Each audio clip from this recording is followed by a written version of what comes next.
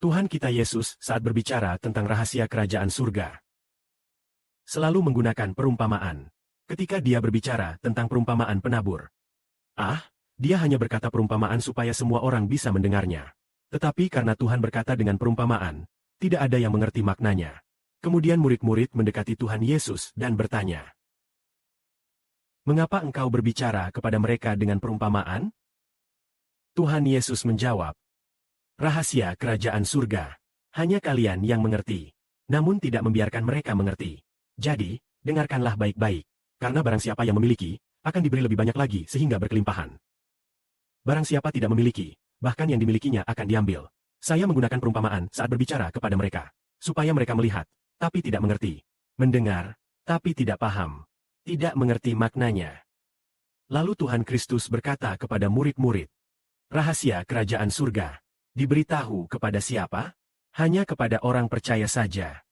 Sedangkan yang tidak percaya, mereka mendengar, tetapi seperti terdengar di telinga kiri, lalu keluar lewat telinga kanan, masuk telinga kanan lalu keluar lewat telinga kiri. Apakah mereka akan mendapatkan kehidupan baru dari hati karena mendengar Yesus berbicara tentang perumpamaan penabur? Tidak. Mereka tidak akan mendapatkan kehidupan baru di hati.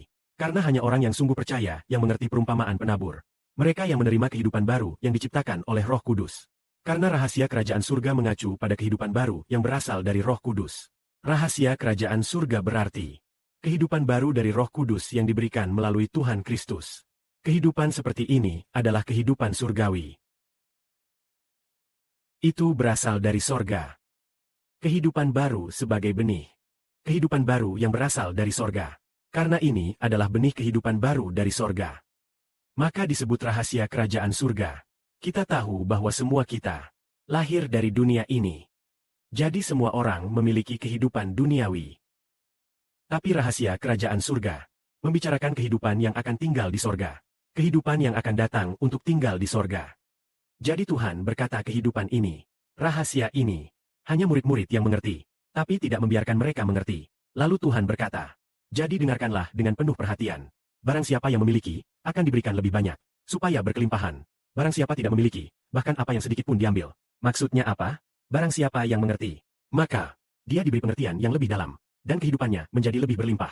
Kehidupan yang semakin kaya, tapi yang tidak mengerti, sedikit pun yang dimengerti akan diambil. Kalimat ini berkata, barang siapa yang memiliki akan diberi lebih banyak, sampai berkelimpahan. Barang siapa tidak memiliki, bahkan yang sedikit pun akan diambil. Artinya, seseorang yang ingin mendapat kehidupan ini, harus mengerti, baru akan menerimanya. Dia harus mengerti tentang Tuhan. Setelah mengerti, barulah percaya. Kalau tidak mengerti, bagaimana mungkin percaya? Mengerti dahulu. Kemudian percaya semakin kuat, semakin banyak yang Tuhan berikan. Jadi, dikatakan bahwa penggunaan perumpamaan sengaja membuat beberapa orang tidak mengerti. Hanya sebagian kecil yang mengerti. Jadi saya menggunakan perumpamaan untuk berbicara kepada mereka supaya mereka melihat tapi tidak mengerti, mendengar tapi tidak memahami. Banyak orang melihat apa yang dilakukan Tuhan, tapi tidak mengerti. Banyak orang juga mendengar ajaran Tuhan Kristus, tetapi orang-orang tidak mengerti maksudnya. Mereka melihat mukjizat Tuhan tetapi tidak mengerti artinya. Mendengar ajaran Tuhan tetapi tidak memahami sebabnya. Karena kebijaksanaan ilahi tidak membiarkan mereka mengerti. Terutama hidup yang diciptakan oleh kerajaan surga. Oleh karena itu, setelah kita memahami kebenaran, kita harus sungguh-sungguh dan berusaha sekuat tenaga. Setelah mengerti, orang yang memiliki kehidupan seperti ini, setelah mengetahui bahwa kehidupan seperti ini nyata dan dapat dipercaya, seharusnya meninggalkan segalanya untuk mengikuti Tuhan. Meninggalkan segalanya untuk mengejar kehidupan yang diciptakan oleh hati ini. Amin.